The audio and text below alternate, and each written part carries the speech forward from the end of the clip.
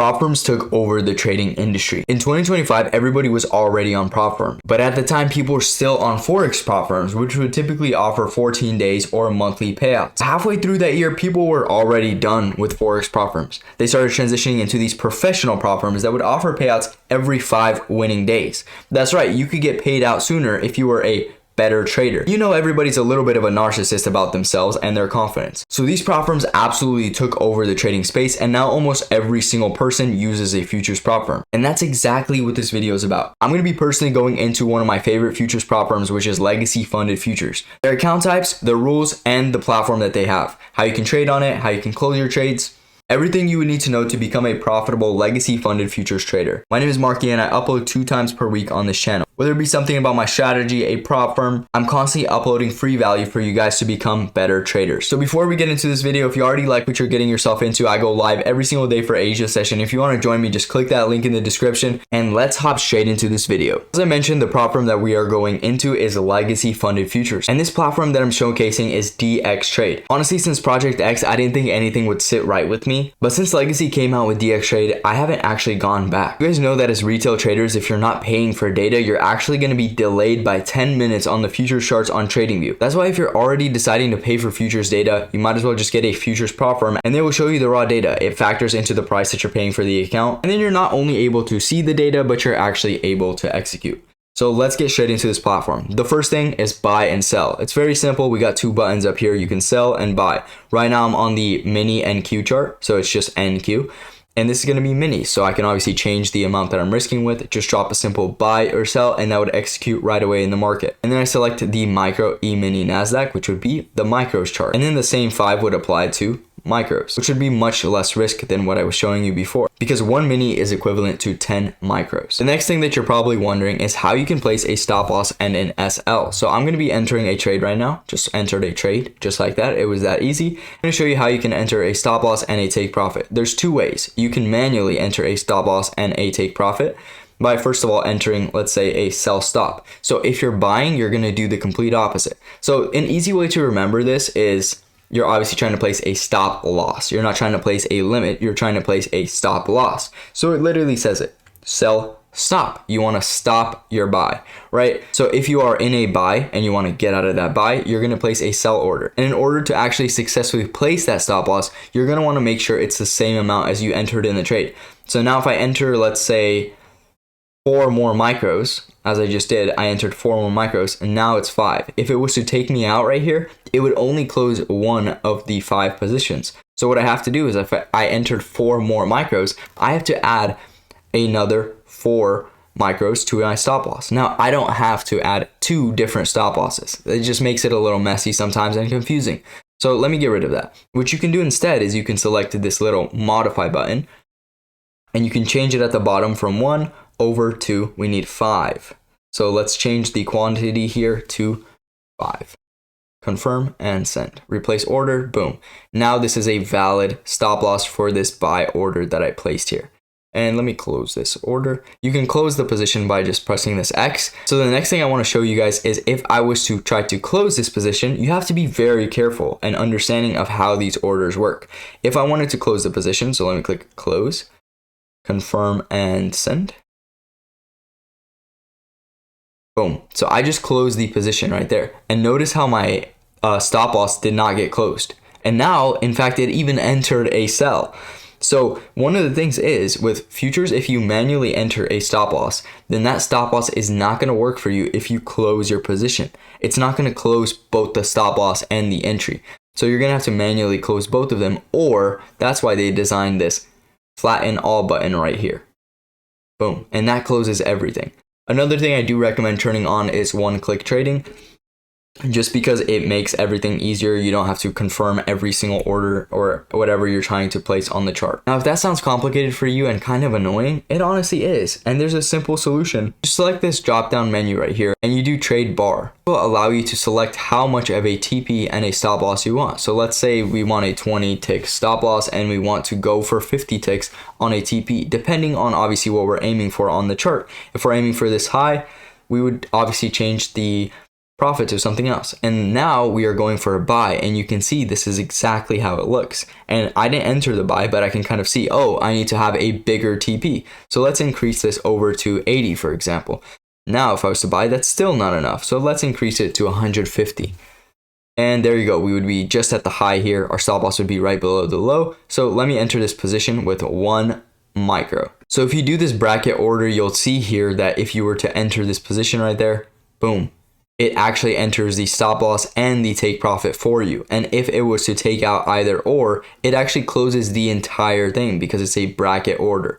And again, you just have to select trade bar, and then on the right hand side, decide how much ticks, how much of a stop loss you want. And you can see it right there on the left when you're entering exactly how it's going to look, where the trade is going to get placed. You can change the amount of risk that you're using by selecting quantity up here. Let's say we want to go in with 5 micros instead of 1. And I would do the same position, boom. And here we're in with 6. Our stop loss is automatically adjusted to have 6 total micros. So let's take a look at this. Okay, I guess I just have to click on it. So you can see we have 5 and then 1. So a total of 6 micros, that's exactly how much we have on this position here. And it's very simple, honestly, to place these orders when you're using a trade bar. So if it's annoying for you to have to manually place it, which I still do most of the time, I still manually place it. But if that's annoying for you, you can just do trade bars with a specific TP, with a specific SL, and it makes everything a lot easier. And still, always just press the flatten all button when you're done trading for the day. It'll just make sure that you have no missing orders anywhere. Because if you have a missing order and market comes around and closes, that might be a breach of your account. So I went in on how to place a stop loss, how to place a TP, how to execute, how to do a bracket order. The next thing I'm going to show you guys is a typical glitch that happened, which sometimes your chart either doesn't show anything or it goes all the way to the very beginning of the chart and you will literally not be able to see anything. You're going to click reset chart and it's not going to reset it anywhere. You're not going to see the candles. And sometimes this glitch happens where it just puts you like all the way at the front of the chart and you just don't see anything. The simple solution to this is just to get rid of that chart and open up a new one. You open up a new one by pressing this arrow next to the previous chart or this bar on the top, and you just select chart. It'll pop up a new one and you can search up the symbol that you were trading. Let's say gold.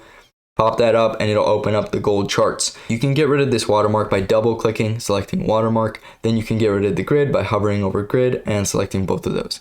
Clean up your chart as much as possible. As guys, remember, this is your environment. This is your desk space. You want it to be clean because you're a day trader. If you're trying to succeed in this field, keep your office clean. Keep your mind as dialed in as possible. Now, the next thing I want to hop into is the account types. As I said, there are 2 account types on legacy funded futures. So let's hop into both of those account types and let me show you which one I would personally go with. There are 2 different account types. There's the Rise and the Elite. And let me explain which one is more preferable. Now, when it comes to actually getting funded, if you're a more experienced trader, you obviously go with the Elite. And the reason why is while it does have more of a loss limit on the actual eval stage, on the funded account, it's capped at 2%, which is still industry standard, but it's less than what is advertised here. Like for example, loss limit during the eval, you can see that the loss limit is 4,500, but 2% of 150,000. Let's search up how much that is. 150,000 times 2%. That's going to be 3,000. So your actual drawdown on the actual funded account is going to be 3,000. But honestly, this doesn't really affect you because as long as you can get above the buffer on the funded account, your stop loss is just going to be as much profit as you have in the account. So if you make $10,000, your stop loss is actually going to be $10,000. It's not going to be capped at 2% on the funded. There's obviously no trailing drawdown, which is one of the main reasons I love Legacy. So much futures prop firms out there absolutely just scam people by incorporating little things like trailing drawdown, and you blow 3 accounts before you even realize that they have it. And when it comes to pricing, Elite is definitely a little bit more pricey than the Rise. It goes about $200 a month for the eval, and this doesn't mean every single month. Once you pass the account, which people typically do in a week or 2, then you no longer have to pay the monthly fee. But if you were to blow the account, for example, during the subscription, once you get billed again the next month, it'll automatically reset your account. You can cancel the subscription and you can just buy another account so that you can start again right away.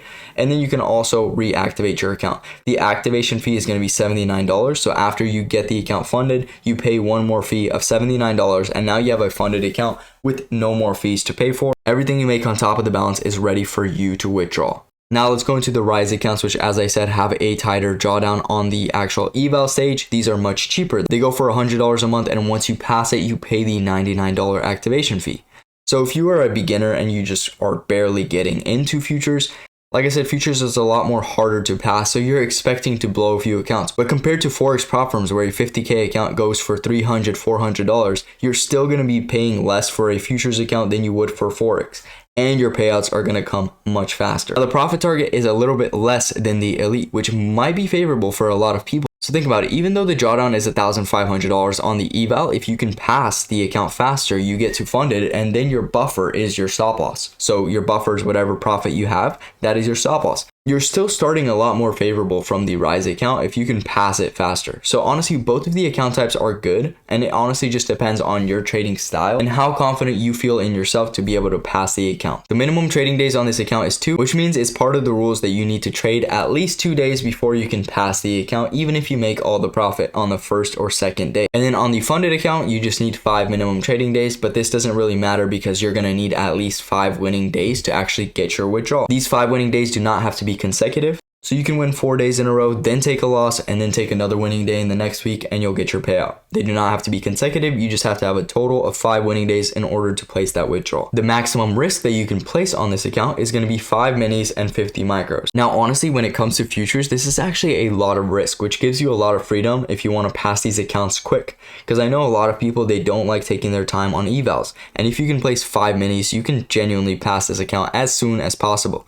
But just as fast as you can pass it, you can also blow it just as fast. So when it comes to either choosing between the Rise and Elite, I would personally go for the Elite just because having that extra drawdown is a little bit better. Even though the profit target is slightly higher, it's not as bad when you have more room to breathe and you're not as stressed out. And then again, you also do have the 2% when you're funded, which is something that you still don't have on Rise. You just have more room to get to your buffer before you blow the account. Because it's inevitable that sometimes you're going to get a little bit of a losing streak, sometimes you're going to have a bad day, and you're going to take some losing trades. When you take those losing trades, you want to make sure that they don't blow your entire account and you still have some room to trade the next day. Now that just about covers both of the account types, let's dive a little bit deeper into some of the payout rules. One of the things I did want to go into was the monthly membership. A lot of people think that they're going to always have to pay for a futures account, but as I mentioned earlier in this video, your subscription does not renew when you get funded. Make that payment once, you pass your account within a month, and you never have to see that subscription ever again. On the funded account, you have to have at least 10 total trading days and 5 winning days. So if you win 5 total days, as I said, they do not have to be consecutive. A winning day is counted when you make at least $200 profit on the day, and then you have to have a new 5-day win streak after you get that payout. Trading on the Rise account, you just have to hit that 30% consistency rule. So this prevents you from making a little bit too much money in a single day. But if you wanted to make bigger days, it's not going to affect you if you just stay consistently to those bigger days and you're still under 30% of that first day that you traded. Another one of the things that I really like about Legacy is that they have Rise Works for payouts. I remember getting all my payouts my first year trading through Rise. I was able to write off all my expenses because they sent me a 1099 self-income form. And it was very easy to write off these prop firm payouts. Rise is very fast and has very smooth payouts. And then in order to withdraw, you need at least $250. So even though you have 5 winning days, you might have a total of $1,000 in the account. So if you want to take out less than $250, that's unfortunately not possible. You have to take out a little bit more. And then the maximum that you can withdraw is going to be $15,000, which is absolutely insane. Most futures prop firms that I know of limit you at like $1,500 or even $2,000. At Legacy, you can scale up to $15,000 per payout, which is absolutely insane. Now, you'd have to be a really good trader to get up to $15,000 in a payout, but I know there's a lot of you guys out there that can do it. If you're looking for a futures prop firm that will let you do that, it's going to be Legacy Funded Futures. Now, the last thing I'm going to go over when it comes to rules are some of the little questions that a lot of people ask. What if you break the daily loss rule? If you break the daily loss rule, remember, it's a futures prop firm, so that's your maximum drawdown. That's going to be a hard breach and you're going to have to reset your account. Can you trade news events? Yes, but executions are not allowed within 2 minutes before or after high impact economic news. Trading within this window may result in a breach. What is high impact news? You can check that out at Forex Factory. It'll show you the exact time. make sure you put in the right time for yourself, and then you can see exactly when these high impact news events are. So make sure you don't accidentally place a trade exactly when one of these news events hits. But 2 minutes after you can trade, 2 minutes before you can place a trade. Can you hold trades overnight or over the weekend? This was one of the benefits of trading on a Forex platform. You can actually swing trade, you can actually hold your trades for a long time. When it comes to futures, you have to close your trade by the end of the day, and like I said, hit that flatten all button. One of my favorite buttons, flatten all. It's this button right here. You click that button, it'll close every single order that is existing on the chart. So if you have 5 positions open, for whatever reason you might have 5 positions open, you click that button, it'll close all of them. And then can you copy trades from another account or trader? You can copy between your own accounts, but you cannot copy between like you and your friend, for example. If you're trying to trade for another person, you can't do that. And also, we will be implementing a new platform soon. So stay tuned for that announcement. That's going to be awesome, and we're going to incorporate our own copy trader into those accounts. And then there's a few more questions, but I think that wraps up all the main questions that people might have when it comes to trading a futures account.